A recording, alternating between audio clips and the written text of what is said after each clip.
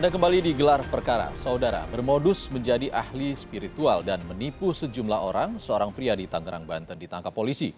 Di hadapan para korban, pelaku mengaku dapat mengubah lembaran daun menjadi pecahan uang rupiah. Bagaimana cara pelaku menjalankan modusnya?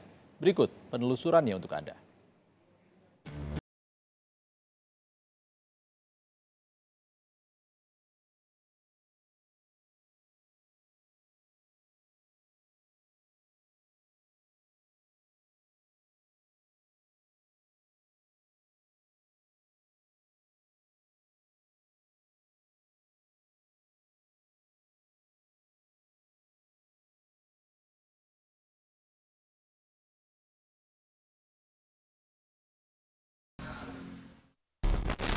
Saudara, Kepolisian Polsek Neglasari membongkar praktik perdukunan yang katanya mampu menggandakan uang. Namun, alih-alih menggandakan uang, malah sang dukun palsu merampas barang berharga milik korban. Untuk mengetahui selengkapnya, mari ikuti penelusuran kami. Polsek Neglasari menangkap seorang pria berinisial IS yang mengaku sebagai ahli spiritual palsu. Pelaku ditangkap usai menipu dan membawa kabur barang berharga milik para korban. Dalam usaha meyakinkan para korban, pelaku mengaku dapat mengubah lembaran daun menjadi pecahan uang rupiah. Pelaku mengaku bahwa kemampuan yang dimilikinya murni merupakan kecepatan tangan. Dengan trik inilah para korban termakan tipuan maut pelaku. Ya, mungkin bisa diceritakan gimana sih Pak, cara triknya seperti apa yang Bapak tunjukkan? Jadi minta daun 1 lembar untuk membuktikan bahwa saya bisa menggandakan uang kayak gitu. Jadi daun jadi uang gitu. Dengan cara kayak gini, kita berdoa dulu.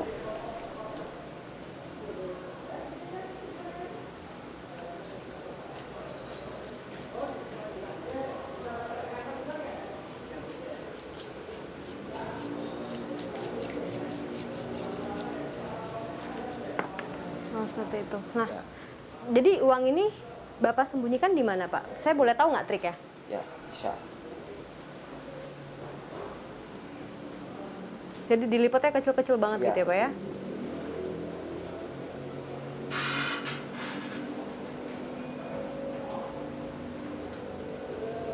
Nah, disembunyikannya itu di mana, Pak? Dengan ini aja. Oh, oke. Seperti itu. Mungkin ada trik lain, Pak, yang bisa ditunjukkan. Tadi kan seperti dikatakan bahwa Bapak bisa mengeluarkan benda-benda pusaka begitu dari dalam tubuh Bapak. Bisa diungkapkan seperti apa triknya? Itu kalau pusaka dikantongin dulu. Oh, dikantongin? Iya.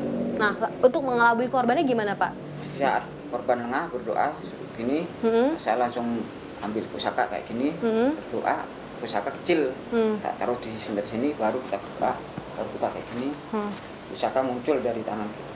Oke, jadi ini kalau saya katakan, apakah Bapak punya ilmu tertentu atau ini hanyalah murni trik saja? Murni trik. Pertama kali Bapak bertemu dengan para korban ini di mana? Di Sepatan, di Gubuk, tengah sawah. Oke, itu dalam rangka apa, Pak? Dia mencari waliullah. Oke, untuk? Katanya dia itu kesusahan, itu dagangannya sepi, juga utangnya banyak. Oke, nah kemudian bagaimana tercetus di pikiran Bapak kemudian untuk melakukan penipuan kepada ketiga orang ini? Di mana Bapak melihat peluang itu? Jadi gini, ya udah kalau gitu nanti tak sampaikan aja ke yang bersangkutan di sini, Mak Gimbul itu. Barangkali nanti ada solusi, nanti saya kabarin. Nah, ternyata habis itu sore tak kabarin. Melalui handphone? Ya, melalui handphone tak kabarin, ya saya ini disuruh Mak Gimbul suruh datangin ke sana ke rumahnya kamu untuk membersihkan dagangan-dagangan kamu yang sepi kayak gitu. Jadi saya dijemput sama dia, dijemput ke rumahnya dia, ke Puris.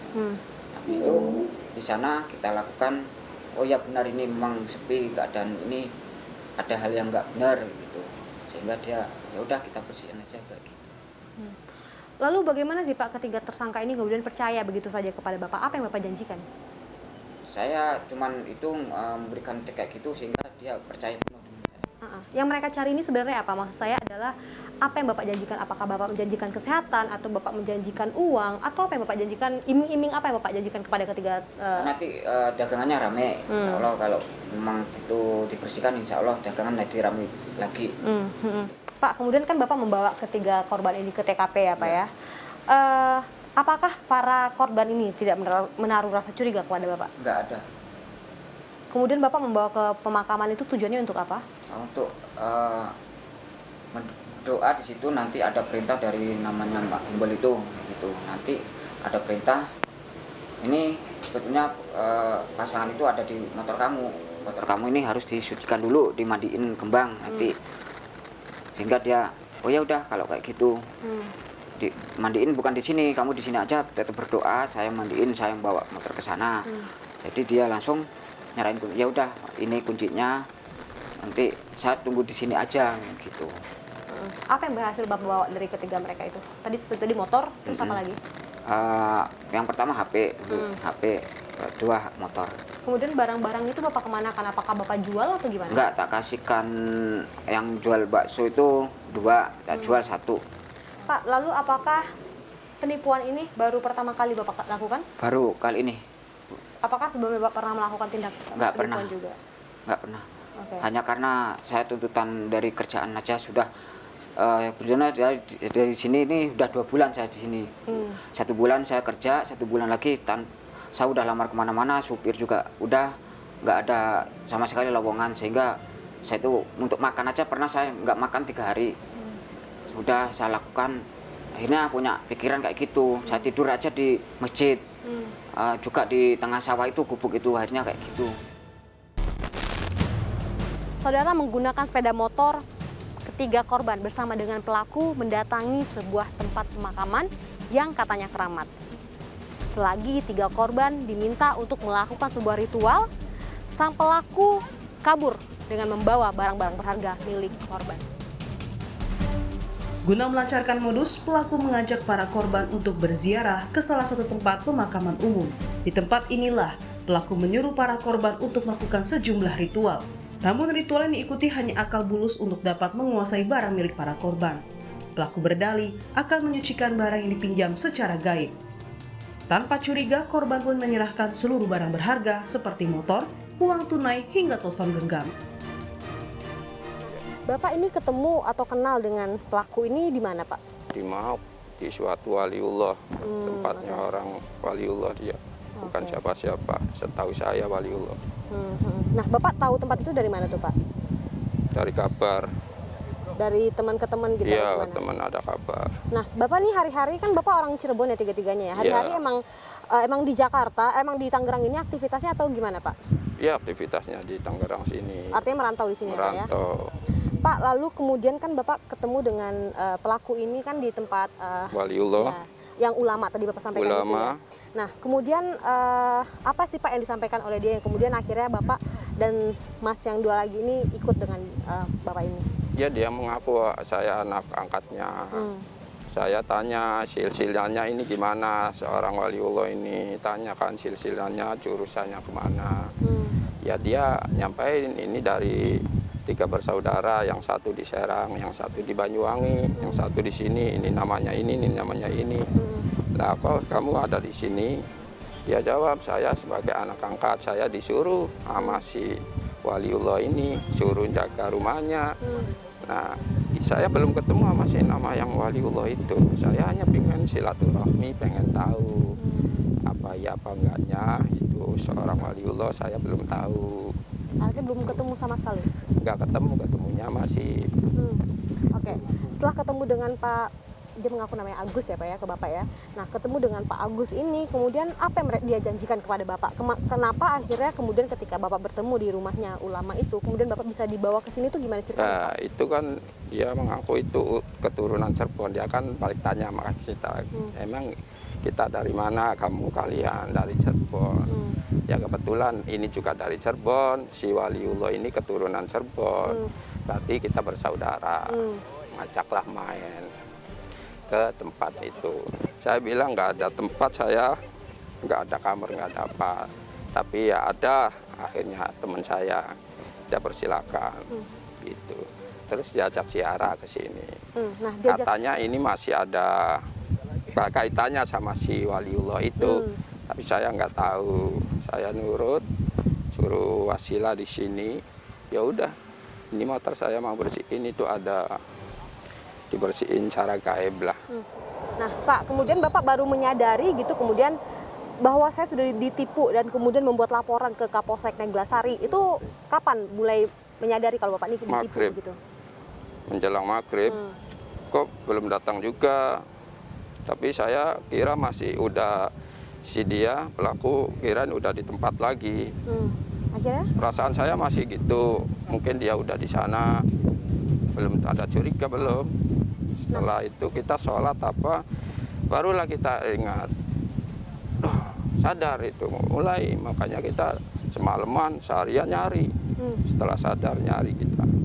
Nah, lalu apa materi barang-barang Bapak yang kemudian berhasil diambil oleh pelaku ini itu apa aja, Pak?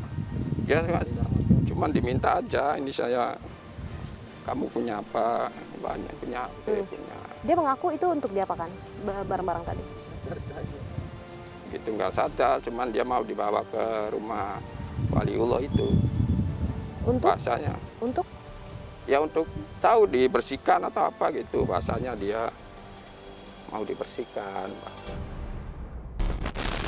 Setelah menyadari ditipu oleh pelaku, ketiga korban melapor ke polisi. Polisi pun menangkap pelaku yang tengah bersembunyi. Polisi menyebut lebih dari 30 korban berhasil ditipu pelaku dengan kurun waktu berdekatan. Tersangka IS ini ditangkap oleh unit reskrim Polsek Neglasari diawali dengan adanya laporan 3 orang warga yang telah menjadi korban penipuan dan penggelapan harta bendanya berupa 1 unit sepeda motor dan 3 unit handphone. Dari laporan itu kemudian Polsek Neglasari melakukan penyelidikan. Kami berhasil menemukan tersangka di daerah Kabupaten Tangerang. Oke, Pak, lalu tadi dikatakan ada 1 unit motor dan 3 buah handphone. Bisa diungkapkan, Pak, kemana barang ini apakah dijual oleh pelaku atau seperti apa, Pak? Tersangka IS ini kami sangkakan pasal penipuan dan atau penggelapan, pasal 378 dan atau 372 KUHP dengan ancaman 4 tahun penjara. Modus yang dilakukan oleh tersangka IS berpura-pura sebagai dukun yang bisa membantu korbannya dari segi ekonomi, sehingga korban tertarik, kemudian harta benda berupa sepeda motor dan handphone. Modus tersangka adalah pura-pura akan dibersihkan secara goib, kemudian dibawa pergi oleh tersangka dan tidak kembali.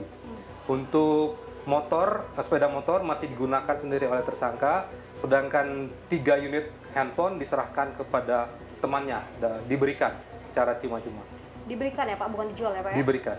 Ada 1 handphone yang dijual ke salah satu counter, kami jadikan juga tersangka 480, tapi tidak dilakukan penahanan karena alasan kemanusiaan.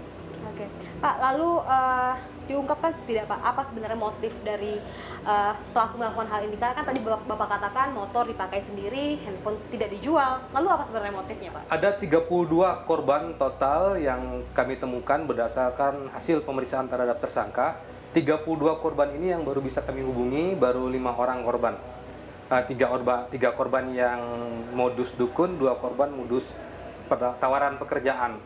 Jadi pelaku ini motifnya adalah ekonomi untuk menguasai harta milik korban. Murni ekonomi apa ya? Murni ekonomi. Pak, lalu kan tadi Bapak katakan ada 30 sekian korban. Lalu artinya ini bukan pertama kali si pelaku ini melakukan aksi kejahatannya. Namun apakah baru pertama kali kemudian ditangkap gitu, Pak? Dari data residivis, tersangka IS ini belum pernah tercatat. Jadi dia baru kali ini berdasarkan keterangan tersangka, dia melakukan tindak pidana seperti ini sekitaran 1 tahun ke belakang. Sekitaran 1 tahun belakang. Untuk menarik kepercayaan para korban, dia menyajikan satu trik sulap dengan cara mengubah daun menjadi uang, atau kalau kita lihat dia bisa mengeluarkan uang dari daun. Sebenarnya itu bukan ilmu goib, itu hanya trik sulap yang dia gunakan untuk menipu para korbannya. Kita semua tentu punya permasalahan dan mencoba untuk keluar dari jeratan permasalahan tersebut. Namun kondisi ini seringkali dimanfaatkan oleh orang-orang yang tidak bertanggung jawab untuk mendapatkan keuntungan. Tipu-tipu berkedok agama dan kemudian mengiming-imingi hal materi yang didapat dengan mudah, ini masih marak terjadi. Hendaknya kita sadar untuk keluar dari permasalahan tersebut tidak dapat ditempuh dengan jalan yang pintas. Rizka Ananda, Andika Ahadiat, Kompas TV, Jakarta.